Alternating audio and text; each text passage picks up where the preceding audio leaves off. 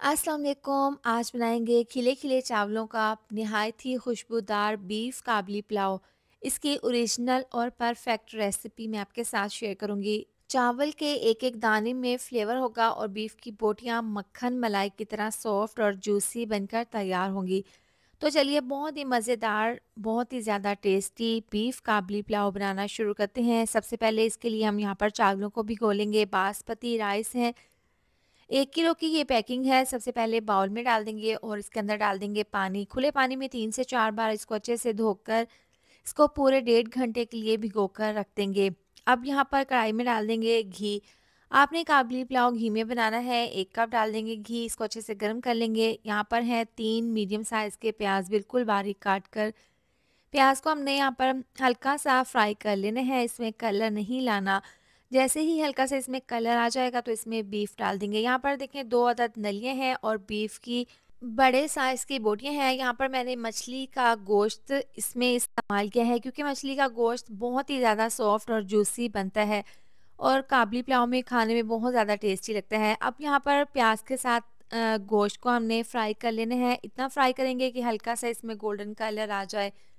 आप इसको मटन में भी बना सकते हैं। तो अब यहाँ पर देखें गोश्त का कलर चेंज हो गया है। इसमें सिर्फ 2 मसालों का इस्तेमाल होगा। 1 चम्मच साबुत ज़ीरा और 2 चम्मच जायके के हिसाब से इसमें डाल देंगे नमक। सिर्फ नमक में ही ये काबुली पुलाव बनकर तैयार होगा। बीफ की जो यखनी बनेगी ना, उसी में फ्लेवर होगा जिससे ये बहुत ही टेस्टी काबुली पुलाव बनकर तैयार होगा। अब यहाँ पर ज़ीरा और नमक डालकर अच्छे से भून लेने के बाद इसके अंदर डाल देंगे पानी। 4 गिलास पानी डाल देंगे क्योंकि इसको हमने गोश्त को कढ़ाई में गलाना है। बड़े साइज़ की बोटियां हैं। प्रेशर कुकर में अगर पकाएं तो आपने इसको पकाना है तकरीबन 20 मिनट के लिए, लेकिन कढ़ाई में इसको कवर करके पकाएंगे मीडियम टू लो आंच पर।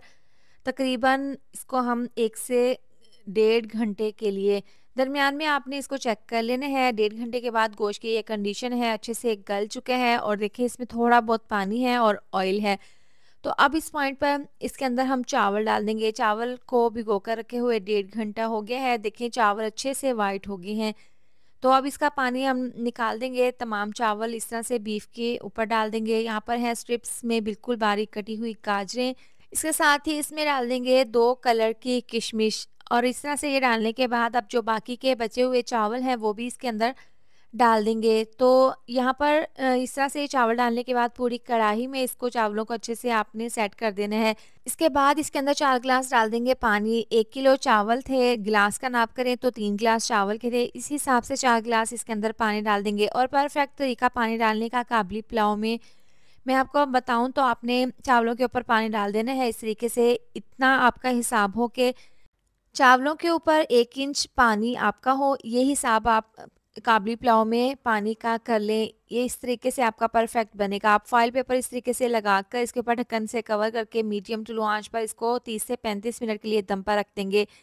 नमक का आप हिसाब कर लें। नमक शुरू में मैंने डाल दिया था, इसके ऊपर बादाम भी गार्निश कर दिए थे।